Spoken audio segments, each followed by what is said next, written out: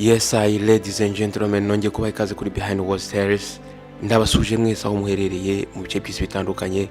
Nizere ko mumeze neza, nanjye meze neza. Nizere ko kandi Nyagasani akomeza kubahundagazaho imigisha. Nyuma y'uko Hope yisanga twite, uyu mwana w'umukobwa yabigize ibanga, nta muntu n'umwe yabibwiye. Yakomeje kuguma mu cyumba cye akifungirana, akanga yuko yanahura n'undi muntu ari wese. Mama we yahoraga amuhamagara, akambwira ati muri weekend ushobora kuza hano tukaganira, ndagukumbuye umukobwa wanjye. Ariko Hope yahoraga ashaka impamvu zituma badahura. Nuko ubwo ibyumweru byagiye bitambuka, Andrew yatangiye kubona yuko uyu mwana w'umukobwa atameze neza. Yatangiye kubona yuko Hope asigaye yaritandukanyije nawe ndetse adakunda kumwegera nk'uko yarasanzwe abikora, ndetse yabonaga yuko atakiri wa wundi yari we. Ahangaha rero byamuteye amatsiko, arangije aramwegera mubaza ese niki kiri kujya mbere. Ariko Hope ahangaha yaramubeshe, yaramubwira ati ndumva naniwe, aramubwira ati mfite stress zo ku ishuri.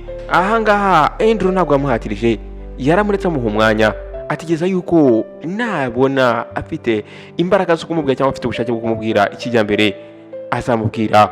Ariko uko iminsi yagiye itambuka, imyitwarire y'umukobwa yakomeje guhinduka. Yatangiye kujya wanga kuza gufata ibyo kurya, ndetse umwanya we munini akawumara ahangaha mu cyumba. Iyi myitwarire y'umwana w'umukobwa byatumye Andrew akomeza kwibaza ese niki kiri kujya mbere. Ariko Andrew mu by'ukuri ntabwo yashakaga guhatiriza umwana w'umukobwa. Mama wa Hope yakomeje kumuhamagara, ariko ubwo yamuhamagaraga buri gihe cyose Hope yabaga afite ikintu cyo kumubeshya. Akamubeshya akamubwira ati ndi busy, ati mfite imikoro myinshi yo ku ishuri. Uyu mwana w'umukobwa mu by'ukuri yangaga kuba yahura na mama we. Yari afite ubwoba yuko aramutse ahuye na mama we ashobora gutahura ko atwite. Uyu mwana w'umukobwa mu by'ukuri yari afite ubwoba bwo kuvuga ukuri.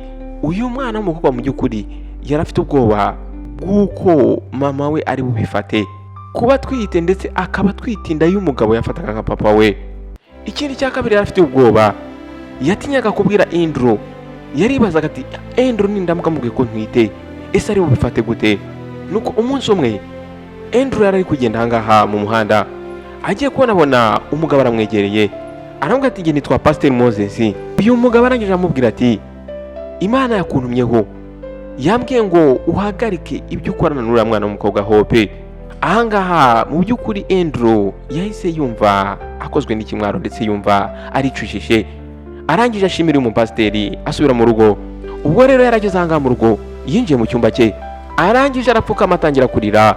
Aratangira yinginga Imana ayibwira ati mbabarira Mana. Atangira kubwira Imana ati ndumva ntewe ikimwaro n'ibikorwa byanjye. Ahangaha Andrew yisezeranyije ndetse asezeranya Imana ko agiye guhindura buri kimwe cyose.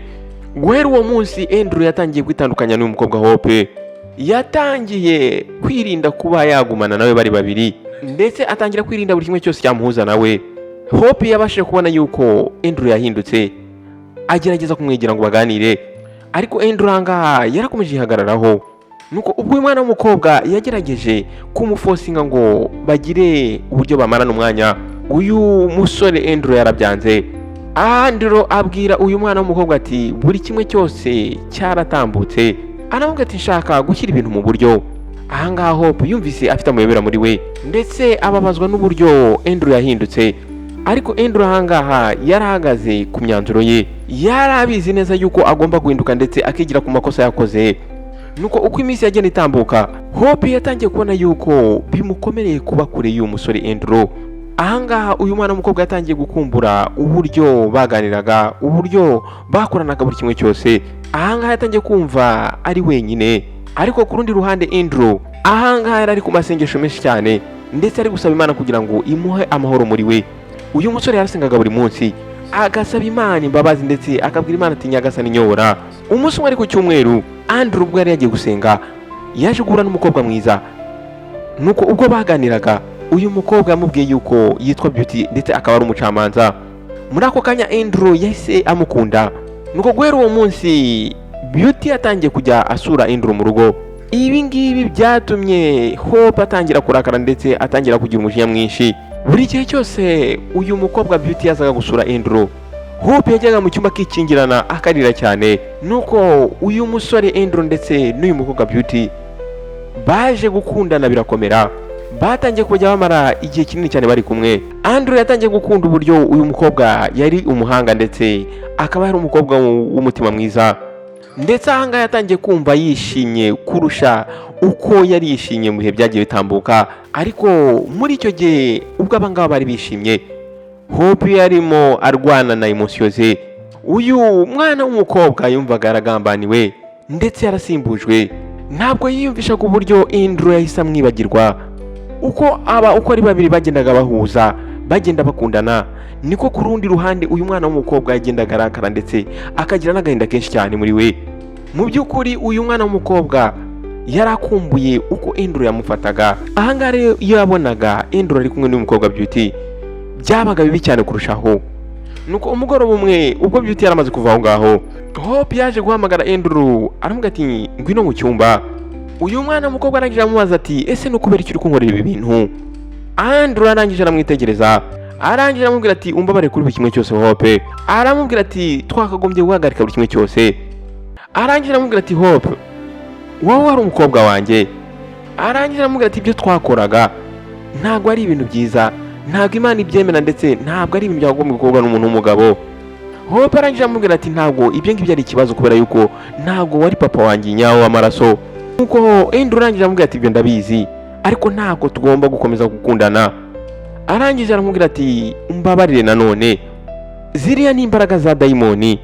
Nuko muri ako kanya Hope arangije noneho arekura bombi, aramubwira ati ndatwite. Muri ako kanya Andrew umutima yahise umusimbuka. Andrew yahise akonja ahangaha, ntabwo yiyumvishaga uburyo abantu bari bubifata ibi bintu. Nuko Andrew yahise ava aho ngaho arangije ajya mu cyumba cye, atangira gutekereza uburyo iki kibazo gikomeye cyane. Uyu musore yatangiye kurira cyane, arangije atangira kwinginga Imana ati nyagasani mbabarira Mana, ntabwo ibi bintu nabasha kubinyuramo.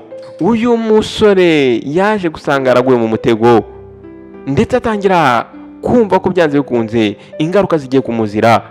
Nuko umugoroba umwe inshuti ya Andrew yaje aho ngaho kumusura, arangije akimubona ahita abona yuko byanze bikunze uyu musore atameze neza. Nuko hashize umwanya muto ya Andrew ashaka kumujijisha, Andrew yaje kwirekura amubwira buri kimwe cyose. Umushuti wahangaha yahise atungurwa n'amagambo Andrew yaramubwiye. Nuko arangije aramubwira ati nyamara hari uburyo wabivamo, reba uburyo wabwira Hope agakuramo inda.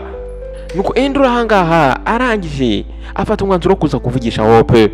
Nuko ubwo Andrew yari yegereye Hope agiye kumusaba ko bashobora gukuramo iyo nda, Hope arangije aramwitegereza amubwira ati ntibishoboka, ntibizanabaho, ibyo ngibyo byibagirwe.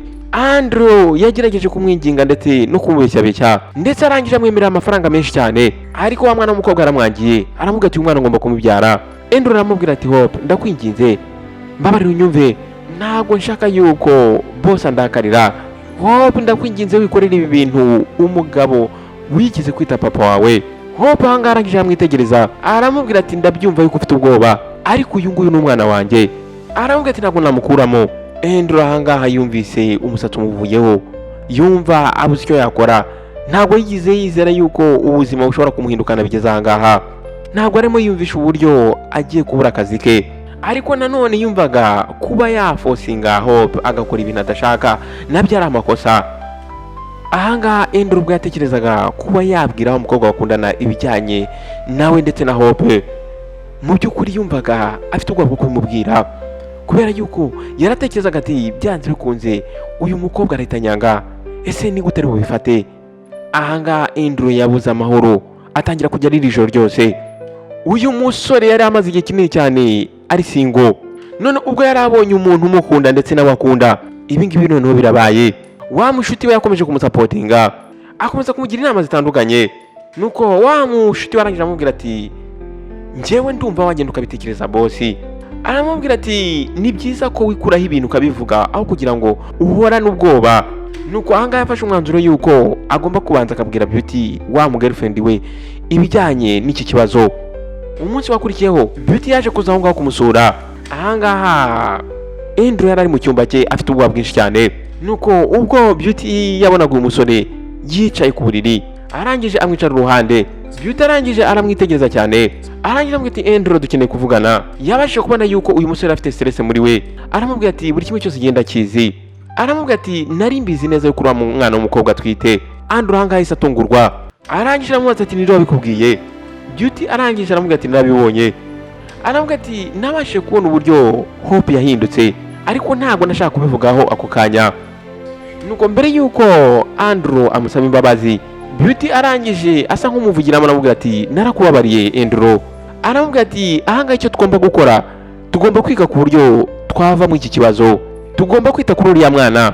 Nuko Beauty arangije aramubwira ati ariko ndashaka gusezeranya ikintu kimwe, nyuma yuko umwana avuka Hope agomba gukomeza ubuzima bwe, ntabwo agomba kugumana natwe hano. Andrew ahangaha yarabyemeye ndetse yishimira uburyo uyu mugirlfriend we yaramugiriye inama ndetse yarabashije kumwumva, ndetse ahangaha yamushimiye uburyo akomeje kumusapotinga no kumuba hafi, ndetse amubwira ko adashaka kumubura. Ahangaha yamusezeranyije uko azita kuri Hope ndetse akita no ku mwana, ndetse akabaha muri kimwe cyose bazifuza. Nuko icyumweru cyakurikiye Beauty yarari muri jardin ari kuri relaxinga, Hope yaraje amusanga aho ngaho. Nuko Hope arangije atangira kwiyenza kuri Beauty, arangije aramubwira ati wita umucamanza ariko utarigeze na rimwe uburana urubanza na rumwe. Beauty ahangaha yagerageje kumwirengagiza, ariko ubwo Hope yaratangiye noneho kuvuga ku bijyanye n'ababyeyi ba Beauty, ahangaha ntabwo Beauty yagombaga kwihangana. Arangije aramubwira ati wa mwana muto w'umukobwa we warangiritse. Aramubaza ati nta soni ufite kuba utwite inda y'umugabo wigeze kwita papa wawe, wakagombye kuba ufite isoni. Nuko Beauty yahise ava aho ngaho atera intambwe, ariko Hope ahita amufata ukuboko. Nuko ubwo Beauty yasaga nk'aho amwishika, Hope muri ako kanya yahise anyerera yikubita hasi. Beauty ahangaha yahise agira ubwoba bwinshi cyane, arangije ahamagara Andrew muri ako kanya yahise ahamagara ambulance. Nuko ambulance ahangaha yahise ifata umwana w'umukobwa imujyana kwa muganga. Ahangaha rero kwa muganga ubwo Andrew na Beauty bari bicaye kuri aka gatebe bategereje amakuru ya dogiteri. Hashize amasaha makeya dogiteri yaje gusohoka, arangije ababwira amakuru mabi, arababwira ati mwihangane Hope yaje gukuramo inda. Mu by'ukuri aya makuru dogiteri yarababwiye haba kuri Andrew ndetse na Beauty byarabababaje. Ahangaha mu by'ukuri Andrew yumvise yishinje cyane ndetse yumva agahinda karamwishe, atangira kwibaza uburyo uyu mwana apfuye ndetse n'ububabare Hope ari gucamo. Nuko ubwo Hope yaramaze kubyuka, Andrew yaraje amwicara uruhande kuri ka gatanda, arangije amufata ibiganza atangira kumukafatinga. Nuko hashize ibyumweru bikeya Hope yatangiye kujya yikingirana mu cyumba akarira. Mu by'ukuri Hope ahangaha ababyeyi be bari kureye ndetse ntabwo bari bazi ibyamubayeho. Ahangaha Hope mu by'ukuri agahinda kari karamwishe, ndetse nyuma y'agahinda k'ibyari byamubayeho uyu musore Andrew yaje kumubwira ngo akwiriye kuva aho ngaho akagenda akamuvira mu rugo. Ibi noneho byaje kongera agahinda k'uyu mwana w'umukobwa. Arangije aramubwira ati naje kukubona ahandi hantu ushobora kugenda ukaba. Uyu musore ntabwo yashaka yuko Hope akomeza kubangamira we ndetse n'uwo mukobwa bakundana. Nuko hashize amezi 3 Hope yapakinze buri kimwe cyose yari afite ava k'uyu mugabo Andrew. Ubwo yari arimo asohoka ava aho ngaho yahise yisezeranya ikintu kimwe, yisezeranyije yuko byanze bikunze Andrew ndetse na Beauty bagomba kuzishyura agahinda bamuteye. Ahangaha mu by'ukuri umutima w'uyu mwana w'umukobwa wari uremereye ndetse wari wuzuye agahinda, ndetse ahangaha uyu mwana w'umukobwa yaramaze gufata umwanzuro yuko byanze bikunze agomba gukora buri kimwe cyose akabahana akihorera. Nuko Hope rero yaje kugera mu nzu ye bari bamushakiye aho yagombaga gutangira kuba, ariko ahangaha ntago yabashaga kwihanganira kudatekereza Andrew ndetse na Beauty. Ahangaha umujinya watangiye kugenda ukura kurushaho, ndetse ahangaha yashakaga kwangiza urukundo rwabo ndetse na emotion zabo nk'uko nabo bari barabimukoreye.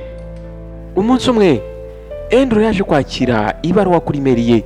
Iyi baruwa ikaba yanditsemo ibirego yaregwaga we ndetse n'uyu mukobwa bari basigaye bakundana Beauty. Muri ako kanya kibona iyi baruwa yahise muri batekereza ko byanze bikunze ari Hope wayanditse. Ahangaha bose uko ari babiri basomye ya baruwa. Ahangaha bakimara gusoma iyi baruwa babashije kubona yuko kuba barakuye Hope ahangaha mu nzu yabo nta kintu na kimwe bakemuye, ahubwo babonye yuko kumukura ahangaha byatumye ibintu biba bikurushaho. Andrew ahangaha yahise afata umwanzuro wo kujya kureba Hope. Ahangaha ubwo Hope yamukinguriraga arafite uburakari bwinshi cyane, nuko Andrew arangije amubwira ati Hope dukeneye kuvugana. Arangije amubwira ati ndabizi wararakaye ariko ntabwo ubu ngubu ari bwo buryo ushobora gukemura ibibazo. Hope arangije aramwitegereza aramubwira ati wanguye mu buzima bwawe none urashaka kuvugana nanjye. Arangije amubwira ati warakererewe. Andrew yatangiye kumusaba imbabazi ahangaha aramubwira ati nukuri ngenda kwinye nzagufasha kandi nzagukora buri kimwe cyose. Atangira kumusaba ati ibintu byo kwihorera ushatse wabireka. Hope arangije aramubwira ati mu by'ukuri ntago wowe nuriya mukobwa Beauty mushobora kwiyumvisha uburyo mwambabaje. Aramubwira ati ntago nzigira mbababarira. Nuko uyu mwana w'umukobwa nta gisubizo na kimwe kizima yamuhaye ahubwo ahise amusohora amukingirana inyuma y'urugi.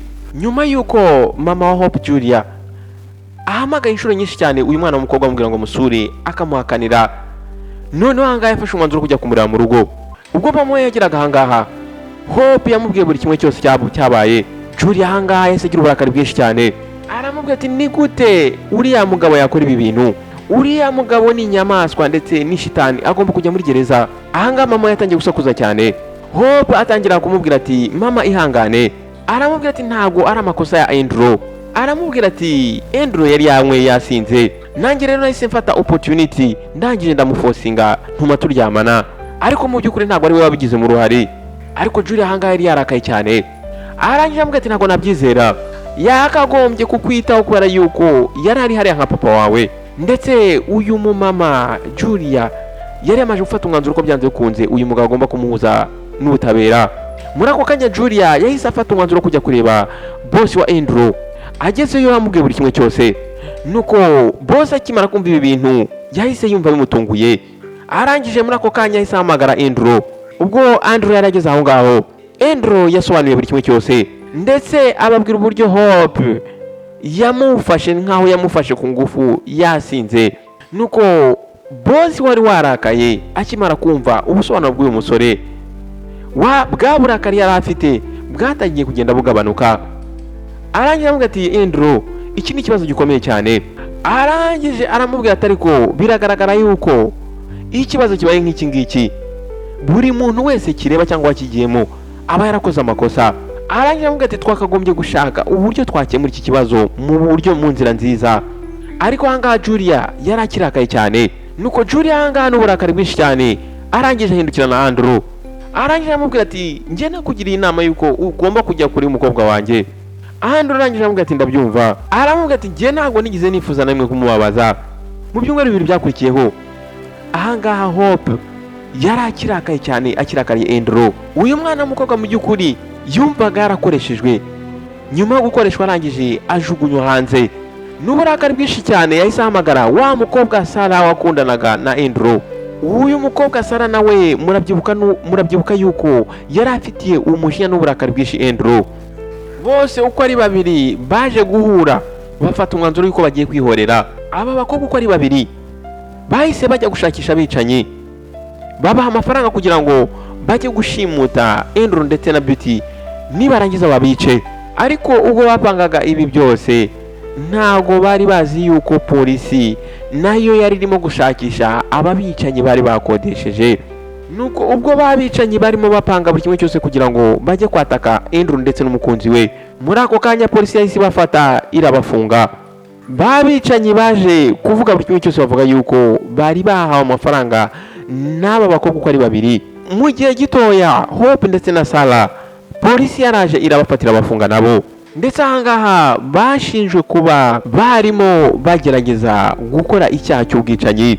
Andrew ndetse na Beauty bakimara kumva amakuru baratunguwe cyane, ntago bari bazi yuko aba bakobwa bari bafite urwango rugeze ahangaha. Mu rukiko Hope ndetse na Sarah baje gukatirwa bajya gufungwa. Ahangaha rero Andrew yaje gusigarana ukwicuza ndetse asigarana n'agahinda k'ibyari byarabaye. Uyu musore mu by'ukuri ntabwo yagize akeka yuko ibintu byazahinduka bikaba nk'ubu buryo byari bibayemo.